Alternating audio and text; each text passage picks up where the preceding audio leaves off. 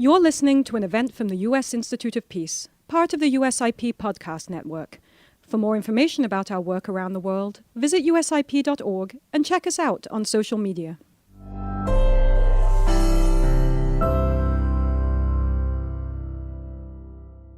Good morning. My name is Lise Grande, and I'm the head of the United States Institute of Peace, which was established by the U.S. Congress in 1984 as a national public institution committed to helping prevent, mitigate, and resolve violent conflict abroad. We would like to extend a very warm welcome to our panelists and to everyone who is able to join us today. What we hope to do in today's discussion is to explore an aspect of decarbonization and the transition to green economies that is looked at, but we would argue is not looked at enough. And that is the potential for conflict that is tied to that transition. As I think all of us know, the invasion of Russia's invasion of Ukraine has raised many questions about the impact on energy markets because of actions that are taken by aggressor countries.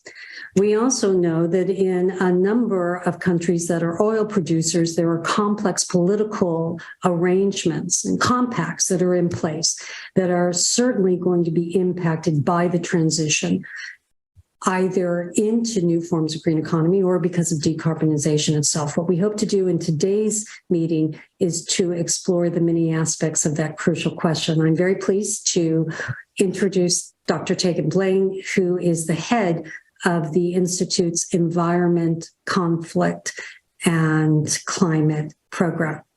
Tegan. Thank you so much, Lise, for opening our event today, and allow me to echo your welcome to everyone joining today's expert panel. We look forward to exploring together the topic of today's seminar, how decarbonization will affect peace processes and political settlements in fragile oil-producing states, but also why the learnings from this work are relevant both to the peace-building field and the climate change community working on a just transition to a global green economy. I do want to say a couple of words first about where this program comes from. The U.S. Institute of Peace's grants program supports the research we will discuss today. Since its establishment in 1986, USIP's grant-making has sought to seed and develop the international conflict resolution and peace-building field. Over the years, USIP has awarded some 2,300 grants to organizations and institutions in 46 states, the District of Columbia, and 90 countries. USIP grants have increased the breadth, depth, and reach of the Institute's work, and they have, over the years, leveraged millions of dollars in funding from other donors. This program has been a longtime supporter of projects focusing on the nexus of climate and conflict, having funded peace builders to work on research, dialogue, and capacity building initiatives related to the environment since the early 1990s. Recognizing the growing importance that the environment plays in conflict zones where we work, USIP ran its first competition solely dedicated to environment, conflict, and peace building in 2020, funding research that touches on nearly 24 countries across Africa, Asia, Latin America, and the Middle East. The projects include studying the effects of climate-induced displacement in Nigeria, supporting grassroots environmental peacebuilding movements in northern Kenya, developing tools to more effectively monitor, evaluate, and learn from environmental peacebuilding efforts, just to name a few. The panelists here today from Tufts University and the World Peace Foundation were able to conduct this research as USIP grantees.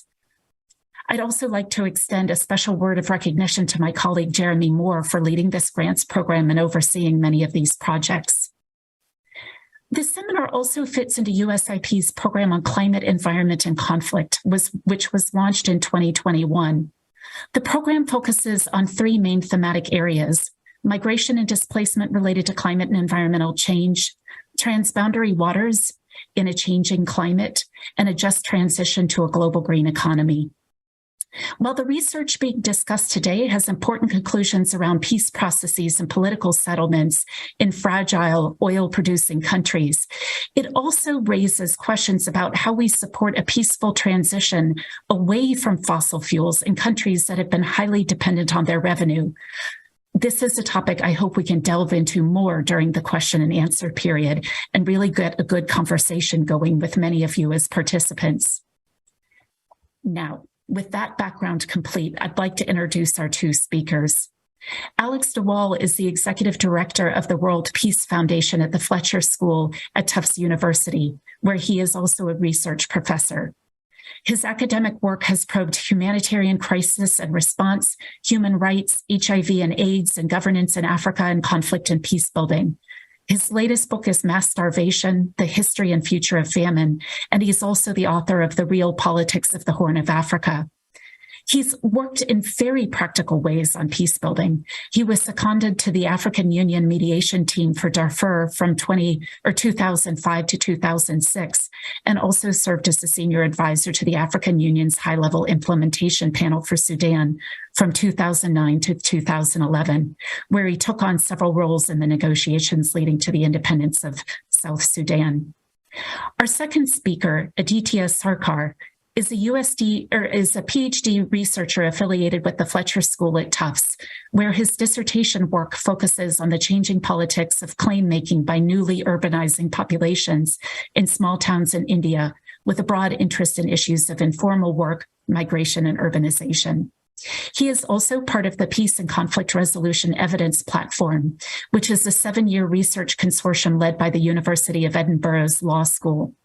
Besides being a trained lawyer himself, Aditya has worked as an independent researcher with organizations such as the World Bank, the International Labour Organization, and the Open Society Foundations. Lastly, I'd like to recognize the contributions of a third main researcher on this project, although he couldn't be here today, Benjamin Spatz. He is a senior lecturer at the University of Cape Town's Graduate School of Business, but he's currently on leave to serve in the U.S. government as a Council on Foreign Relations International Affairs Fellow. So we have him just down the road from us, even if he isn't able to participate in today's seminar. So that's a little bit about our speakers. Now, I'd like to begin the discussion today by asking both of our speakers a quick question to get us started.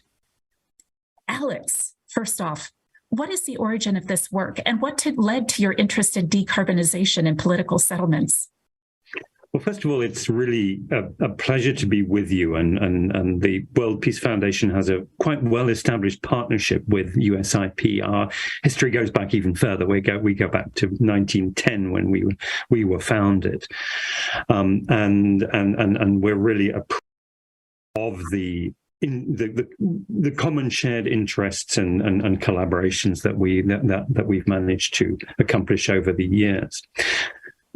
Getting to your question, the specific thing that stimulated our interest of this was in my previous job before I joined the World Peace Foundation, when I was working with the African Union as a practitioner and in the mediation leading up to the independence of South Sudan in 2011, which is a topic, a country very close to the heart of your president and CEO, Lise Grande.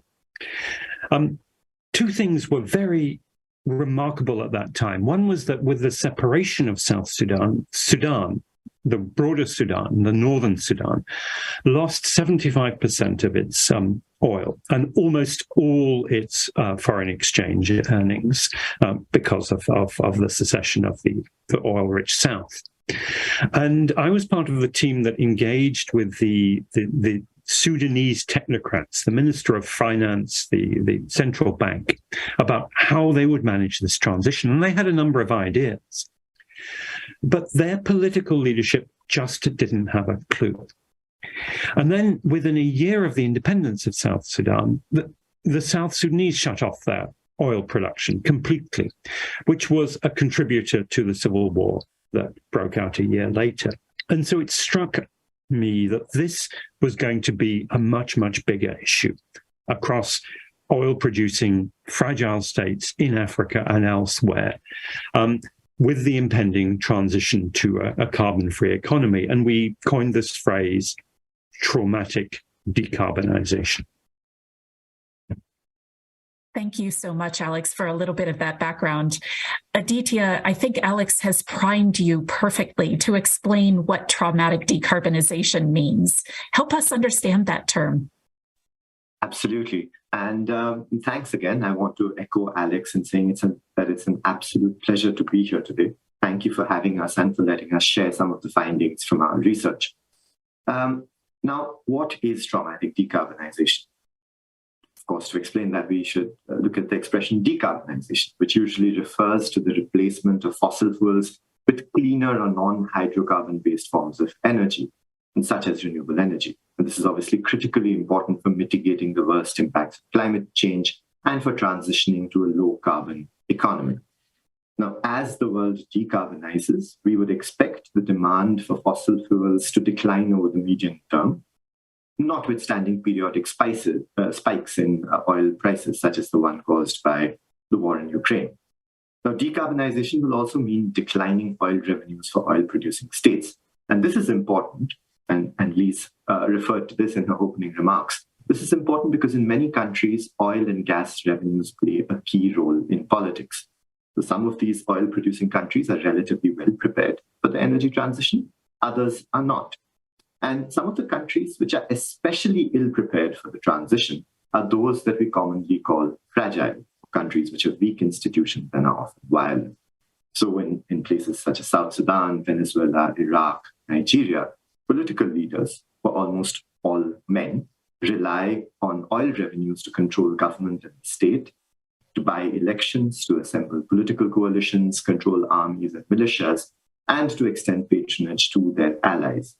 So in these countries, leaders and political elites are really focused on short-term survival and on retaining power.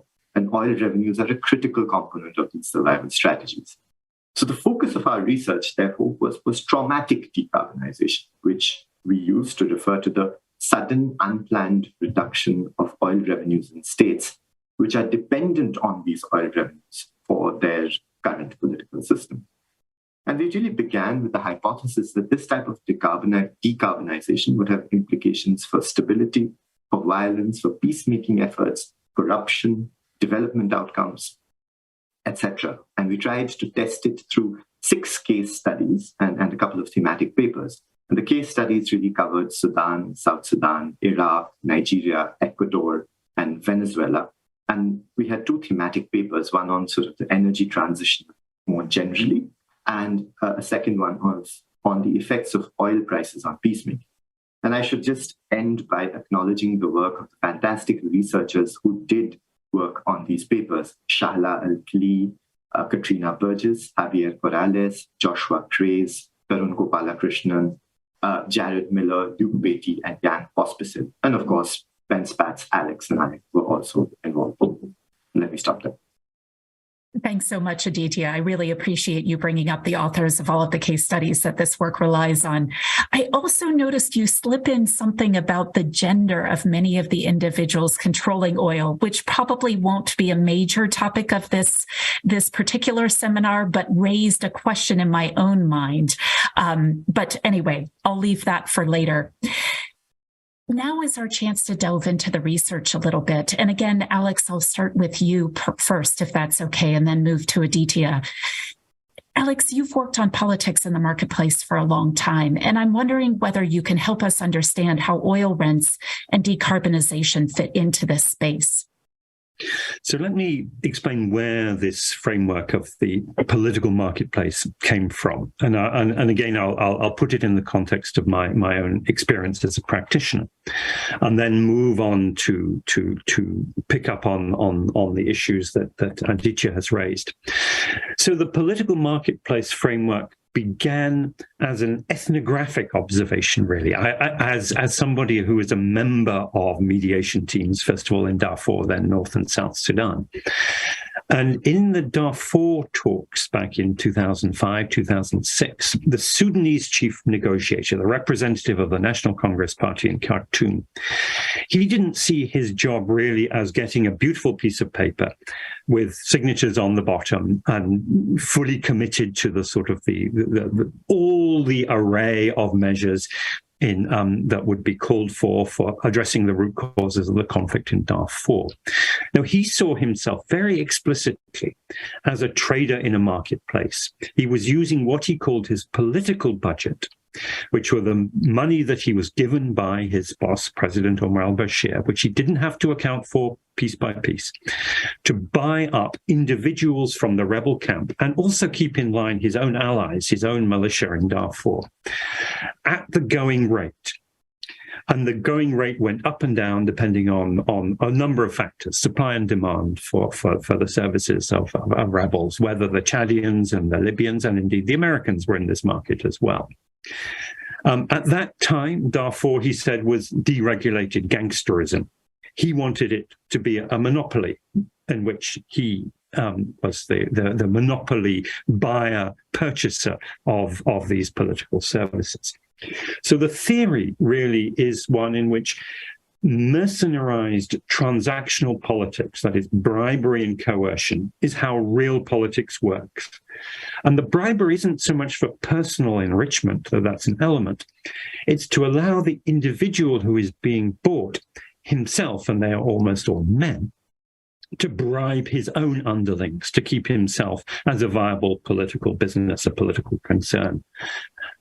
So political budget, political market. And this is how provincial governance in Sudan and a number of other countries has operated for decades. And when South Sudan got its independence, it liberated itself from Northern Sudan, but it continued basically the same practice of real politics.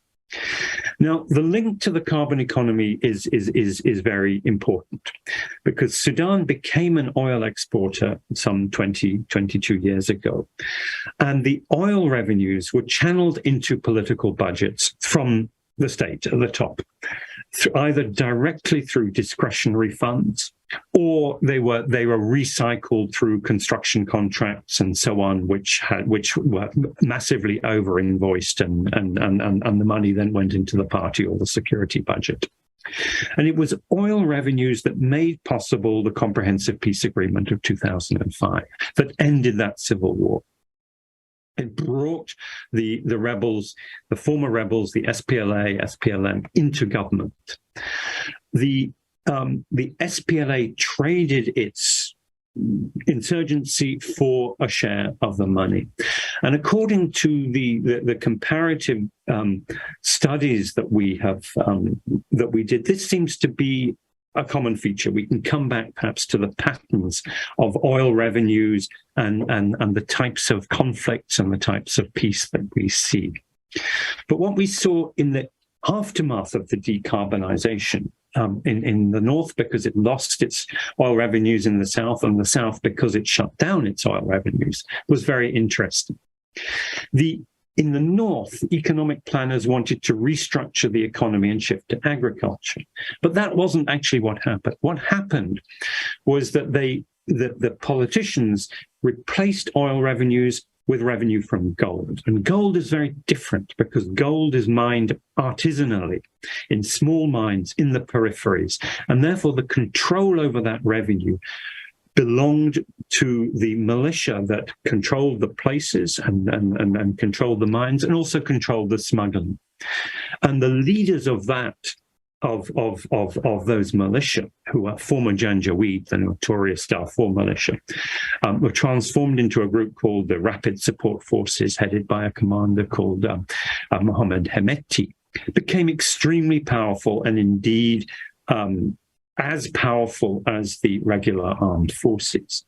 And as the government in the center lost its revenues and lost its capability of keeping that political coalition at the center in power, and was forced into inflationary financing in order to carry on paying for its political spending and also to buy the gold, the citizens of Khartoum and the central areas rose up in revolt, and there were, as it were, two revolutions going on at the same time.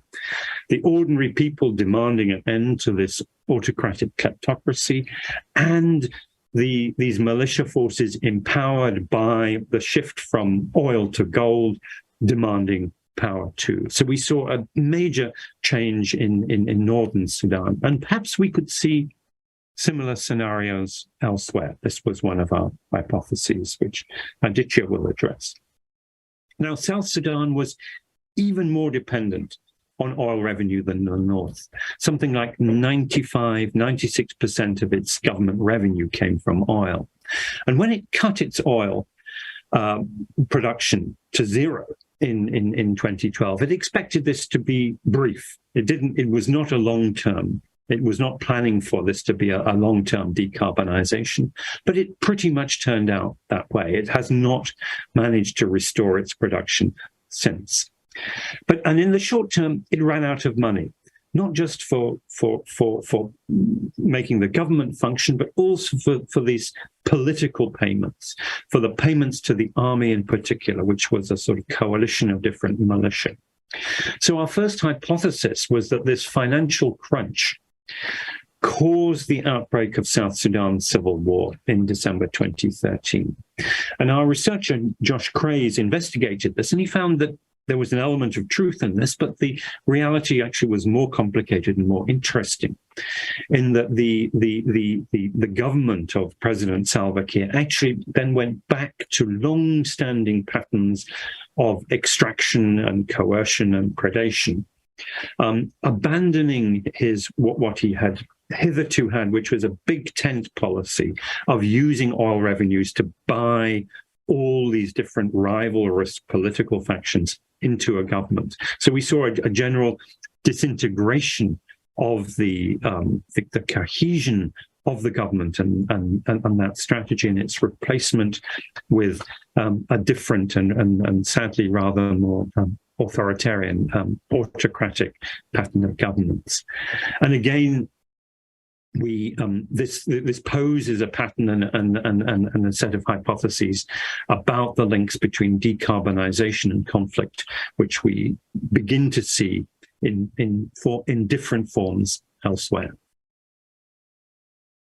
Thank you so much. I don't think, in spite of the fact that I've read your work, that I had really fully understood some of these trends and how gold is so different than oil in terms of where it confers power and what that meant for kind of an ongoing set of events.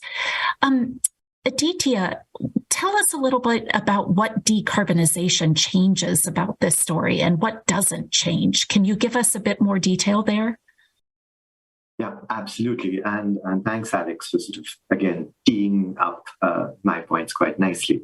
So I'm going to try and make 4 brief points, and I'll each of these further in the Q&A.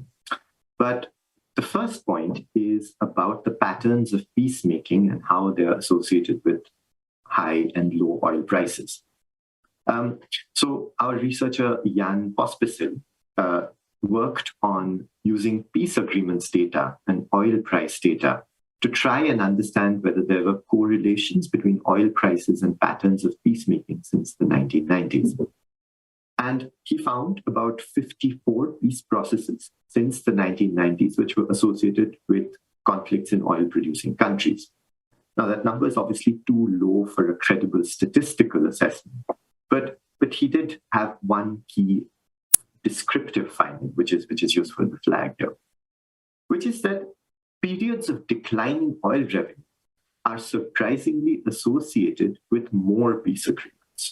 And periods of increasing oil revenue are actually associated with fewer peace agreements. Now, that seems to fly in the face of our hypotheses.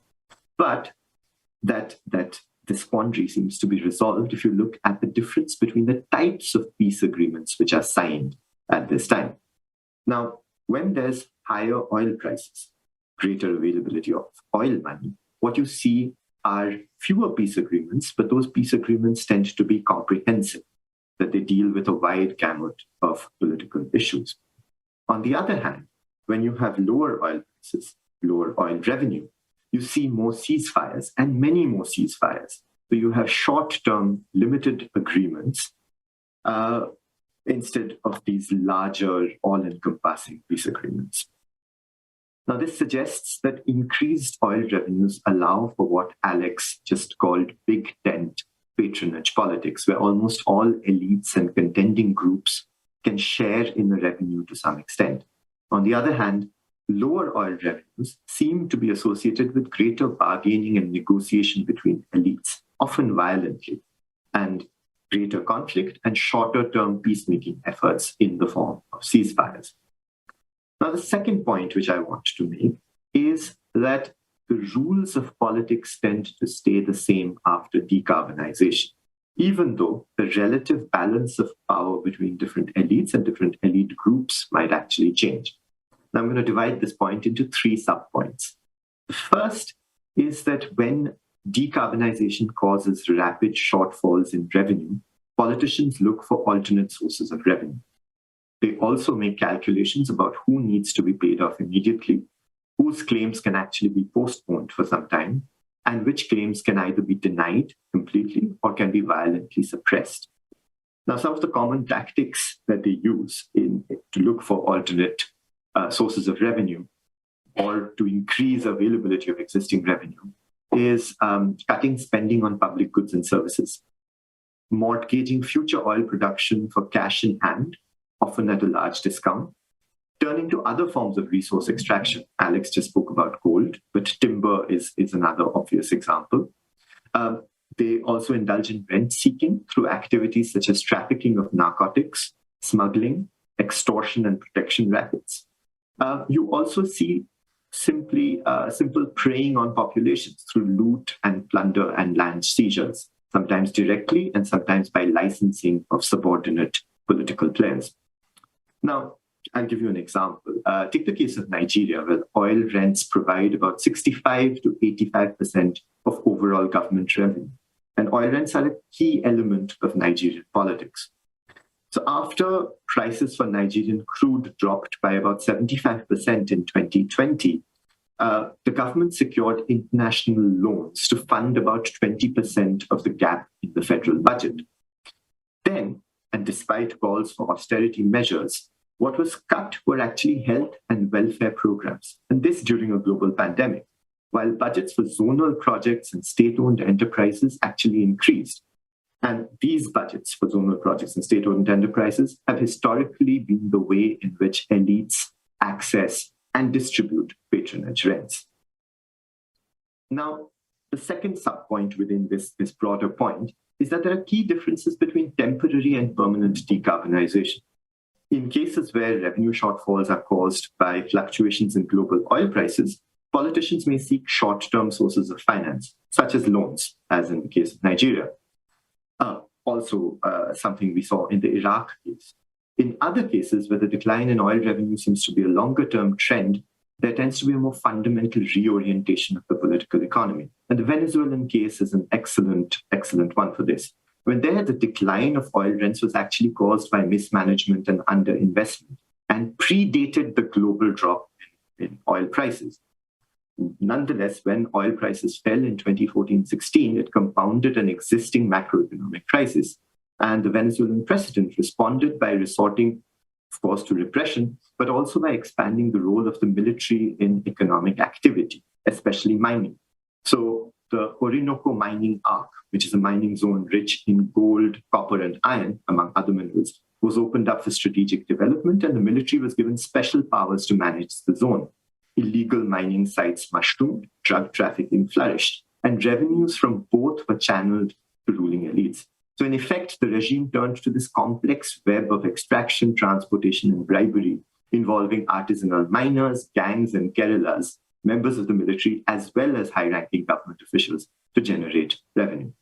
Now, the third subpoint within this point is that as a result of these strategies, alliances tend to shift and there are clear winners and losers. But the rules of politics don't change. Rarely do you see a move away from transactional politics to more institutionalized political systems.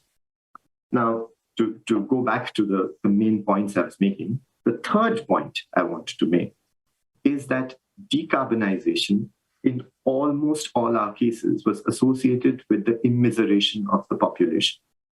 Now, what I mean by this is that decarbonization is usually the catalyst. It is not the sole cause of economic distress.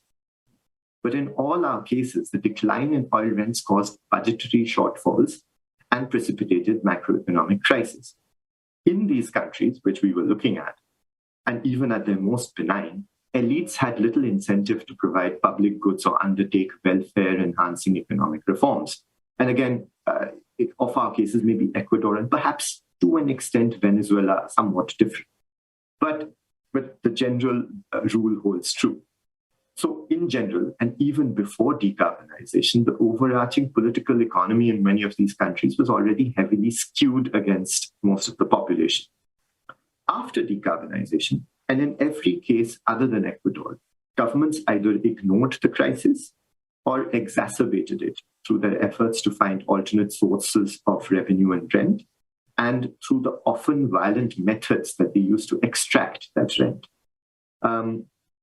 Maybe in the interests of time, I'm going to skip over giving an example, and I'll come back to this in the Q&A if that's of interest. And I'll come to my final point, which is about off-ramps. I mean, do the cases that we studied, they tell us anything about how decarbonization can be associated with moving away from transactional politics? And I think the evidence for that is somewhat mixed. In most of our cases, there was some form of large-scale, non-violent protests during or after decarbonization.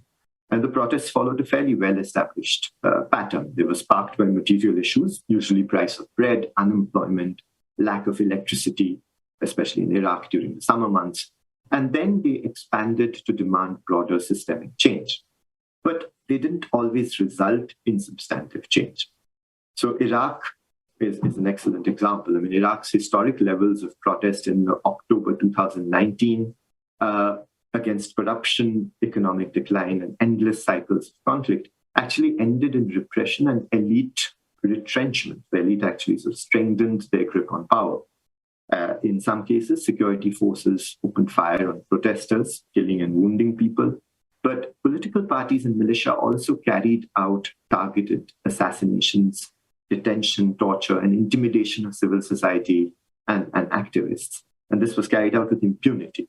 And as a result, the sort of protests were curtailed pretty rapidly.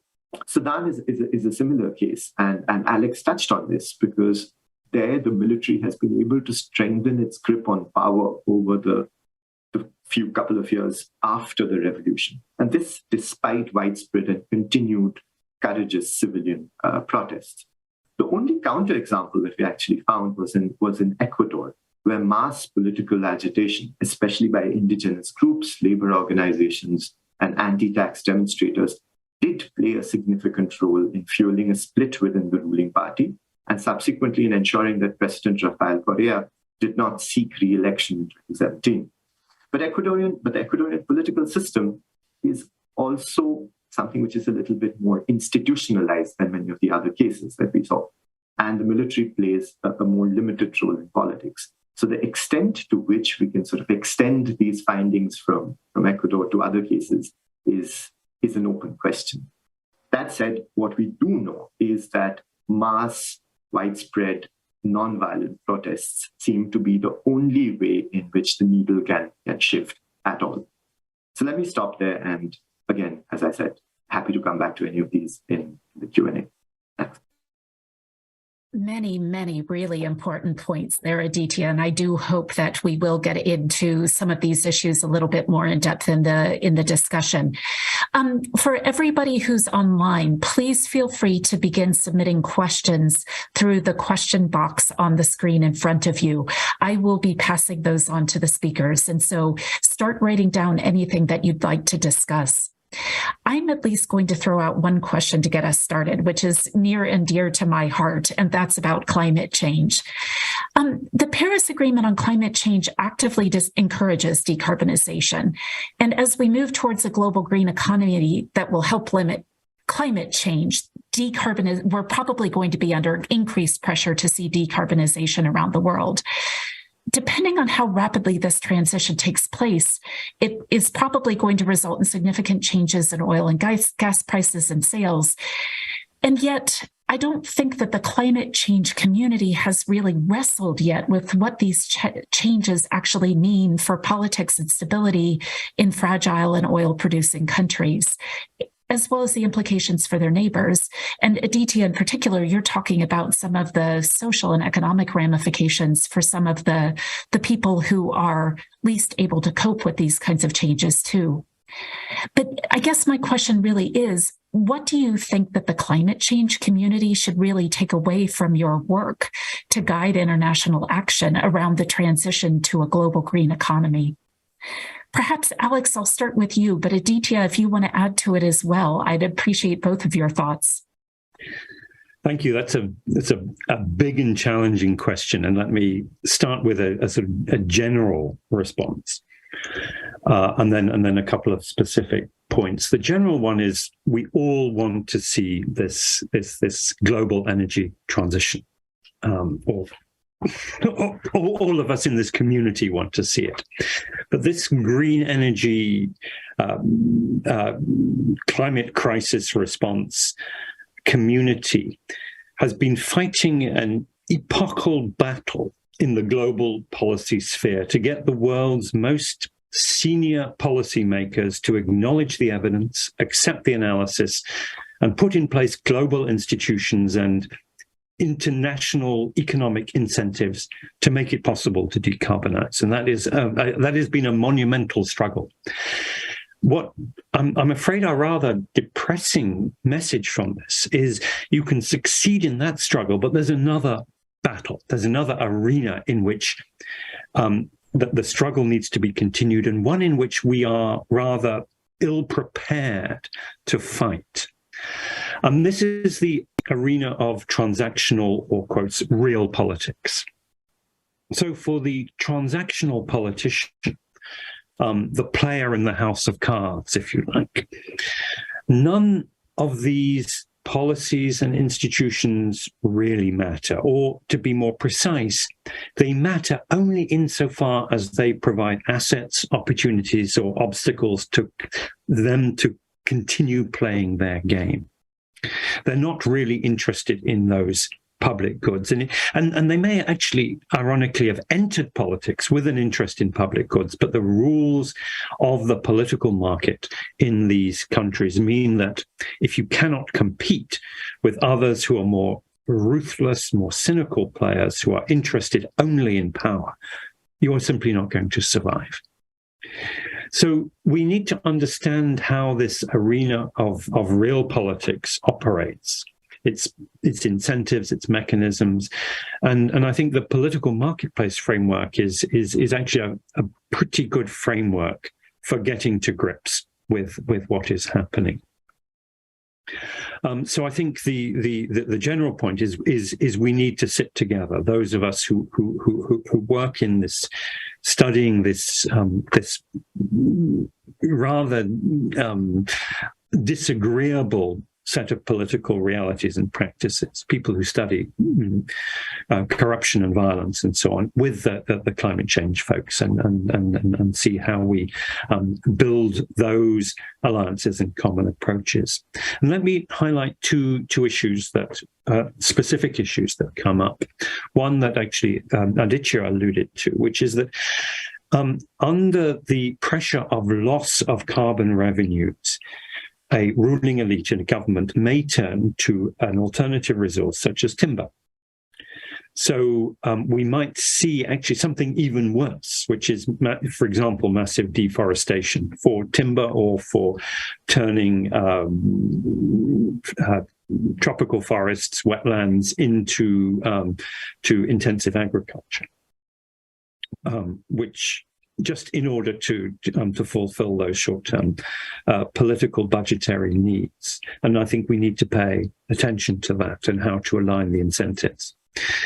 The other is looking at the peacemaking community, because what we, building on the points that Aditya was making about the way in which what we see is when oil prices are high, we see more comprehensive agreements. When oil prices are low, we see sort of scattered ceasefires and small bargains being made.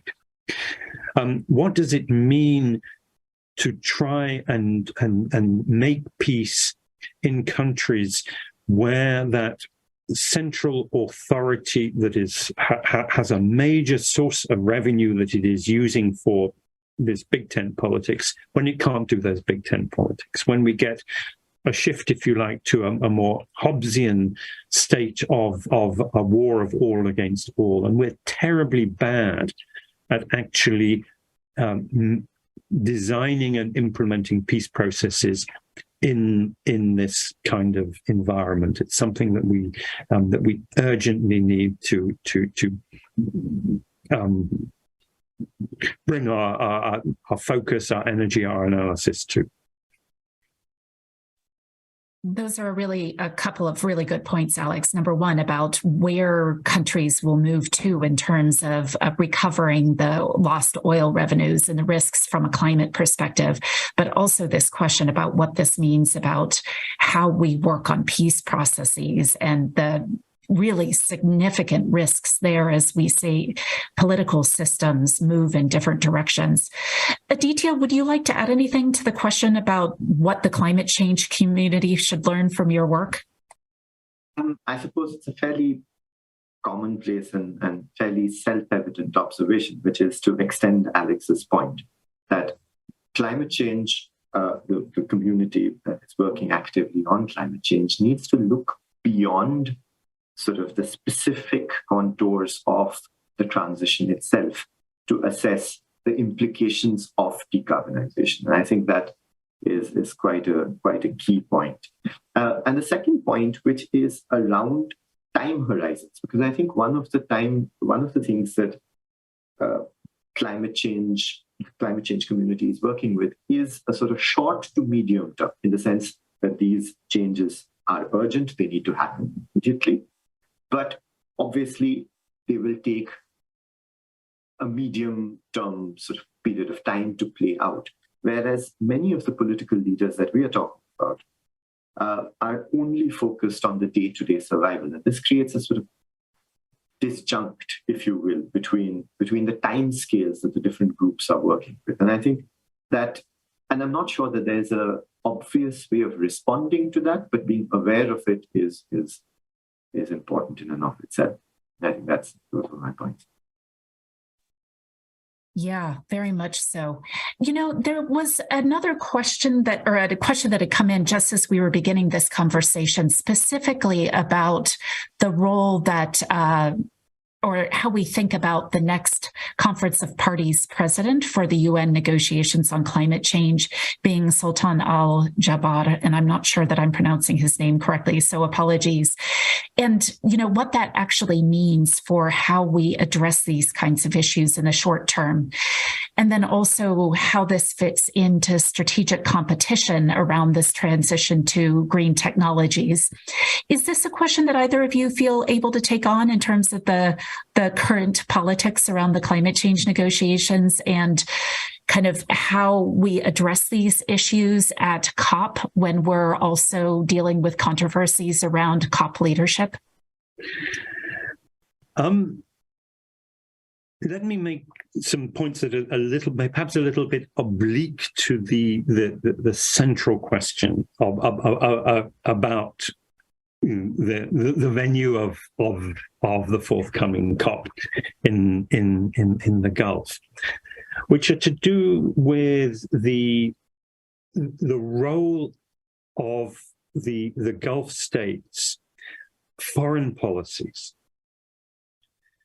in the particularly in the more adjacent areas of developing countries, and the area I'm familiar with is the Horn, but also more widely. And there are two elements to this that I think need to be that are very relevant to this discussion. The first is that the Gulf monarchies obviously are highly reliant on carbon rents, but they are in a position where they can go through planned, non-traumatic decarbonization. They have the money to look ahead. Part of their strategy for doing that is diversification, and particularly diversification of investments on issues to do with food security, because they are obviously food importers and they want to secure the food supply chains. And this involves major investments in land and agriculture in sub-Saharan Africa and elsewhere. And there are major issues that arise about the social equity, sustainable development, but also the carbon developments. So they may be going through a process of planned decarbonization that is certainly meeting their needs and meeting the broader needs of the shift out of a carbon economy, but they may be shifting some of the burdens to countries that are less able to cope. And the other element to this is if we take the model of the political market and monetize transactional politics, the foreign and security policies of the Gulf monarchies are the apogee of this. This is how they conduct their business across the greater Middle East and across Africa. They give massive cash handouts for the political alignment and loyalties of elites across the Middle East, Central Asia, and Africa. They are, let me be candid, profoundly corrupt and corrupting. And if we want to see the decarbonization of fragile oil producers resulting in a lessening of corruption, a lessening of transactional politics, we need these rulers to change their business model quite radically. The point that you make about how, the oil revenues have been a resource for diplomatic actions is a really interesting one. Thank you so much, Alex. Aditya, anything to add? Yeah, I was going to sort of jump in and just say something about, again, a point that's oblique. It's not directly addressing the question about strategic competition around green technologies. But I think it's useful to step back and think about the role that oil plays in very different political systems. And I think we can sort of broadly think of three categories. And obviously there's overlap and countries move between categories. But we can think of states as oil-producing states as being those which are stable with diversified economies. So you have, for example, United States, Canada, Norway, United Kingdom, etc., as falling into that category. I mean, that is probably where Colombia, Indonesia, Mexico, Brazil might also fit, even if that fit is not quite as perfect. You can think of places where there's a political settlement which is based entirely on carbon, sometimes authoritarian, and the state-society compact is based on channeling oil revenues to the population in the form of economic benefits. So, I mean, UAE, Saudi Arabia, Kuwait, Qatar, and in the past, perhaps Iraq, Libya, and Venezuela might have also fallen into this category.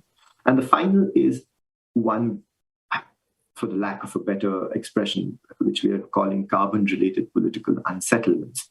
I mean, where hydrocarbon reserves are being exploited in an institutionally fragmented political system. So it's not that it is the exploitation which is triggering conflict, but it does shape the landscape of conflict. And I think in thinking about these questions, for example, strategic competition, etc., green technologies, it's worthwhile thinking about which level of country that question falls into. And again, obviously, as I said, there are overlaps, and it's not a perfect classification by any means, but yeah, just to say that. Over. No, your final point about which level of country we're talking about and how fragile those countries are or how stable those countries are and their resilience within those various political systems to absorb changes is really critical. We have a question that might turn us in a slightly different direction. And this is about some of the toxic legacies of oil production in many countries. International oil companies' divestments are accelerating in Nigeria without steps to address some of these toxic legacies, such as pollution, division, et cetera. Do you have any suggestions of international policy interventions to learn from? And if not, what should this divestment look like? That's a fascinating question, and really not one that we have really reflected upon. Aditya, am I wrong? Perhaps you have something to add? But I think that there's an interesting agenda here, which is, of course, decarbonization means that oil companies are not going to be making money. Of course, they have accrued enormous, gigantic profits over the years. But who should be liable for this cleaning up the mess? And is this something that comes within the under the loss and damage heading that has been raised as an agenda item of the previous COPs, but at least some progress was made recently. I don't have an answer to that, but I think it's an agenda item to be pursued. Aditya, any thoughts? I know this is a hard one, given where your research has focused. Yeah, no, I think Alex has summed it up quite nicely. I think it's also worth thinking about, and just to sort of tack onto it without answering the question, really, because I don't have a clear answer, is to say that the divestment of Western oil companies doesn't necessarily mean that oil production is going down.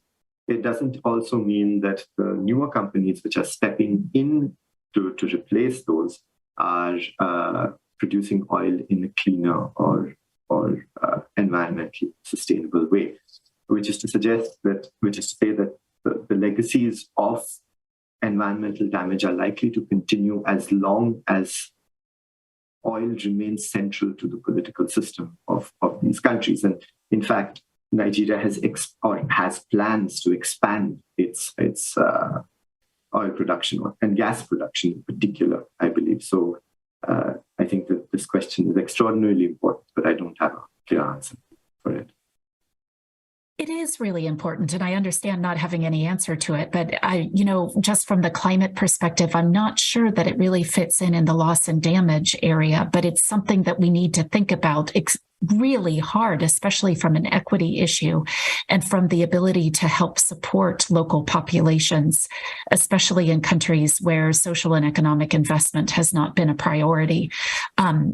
It's certainly something that I think the global community should be considering more as these companies walk away from investments that are leaving permanent damages behind. For the next question, and perhaps this is the last or the second to last, I wanted to turn for a moment to fragile countries and how we think about support for weak states. How do we account for the impact of a green transition in how we think about addressing fragility and thinking about supporting fragile countries in developing stronger political systems and more stability? A couple of points here. One is that we have been pursuing, particularly over the last 25 years, a whole array of sort of state-building measures in countries, from South Sudan to Afghanistan, etc. Many of them have been not very successful. And probably the number one reason for their failure is that the places where most effort has been put, it's been in the shadow of the war on terror and counterinsurgency. So the militarization of the state building agenda has undermined its intrinsic values and its promise. But also this agenda has often been pursued without attention to the ways in which the national elites are very much focused on day-to-day survival, particularly countries that have been through major crises and meltdowns in which state authority has hung on only very tenuously, so that those who are in power, there's been a process of selection of those who are successful politicians for those who are skilled at remaining in power rather than those who are delivering public goods. And I think the element of success, if we look at in sub-Saharan Africa, that we've had has been one in which the norms and principles enshrined by the African Union in its formative period of about 20 years ago, when the Africans made a sort of common commitment to democracy and human rights and peace building, that delivered something. Unfortunately, we're in retreat from that at the moment because of the breakdown in the multilateral order, the Trump administration, and the current global rivalries. So there is a huge agenda, a sort of new agenda for peace that I think needs to be reanimated. And I know there are people, including the UN Secretary General, who are thinking along these lines.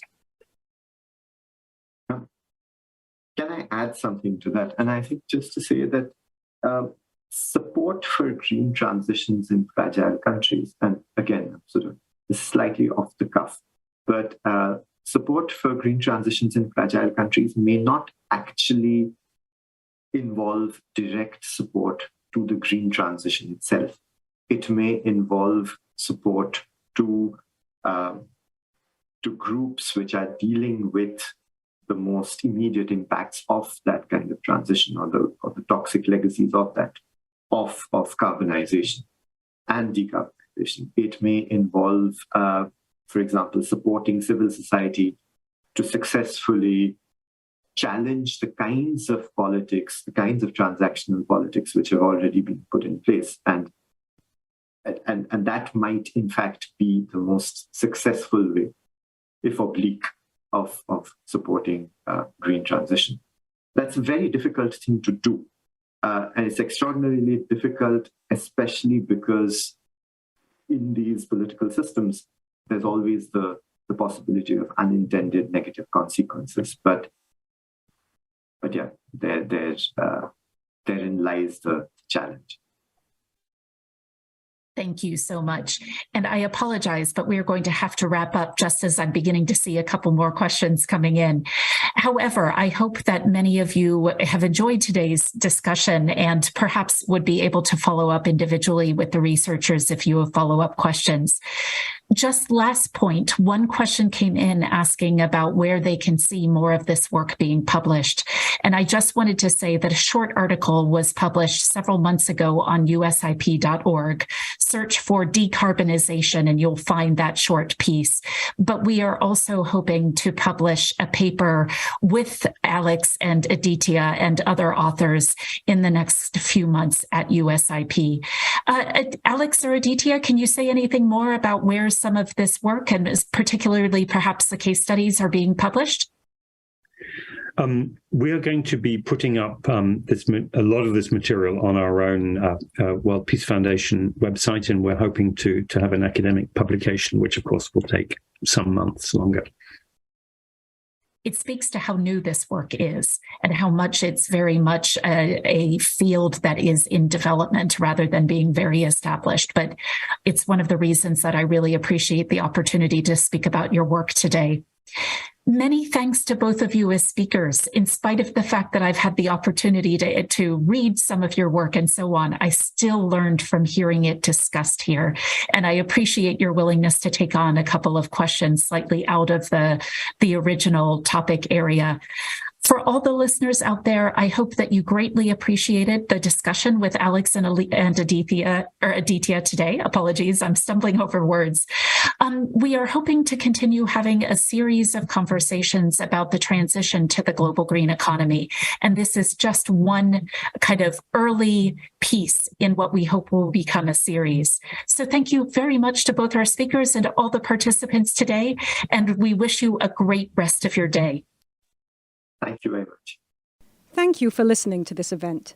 If you'd like to listen to more events or explore our other podcasts, visit usip.org/podcasts.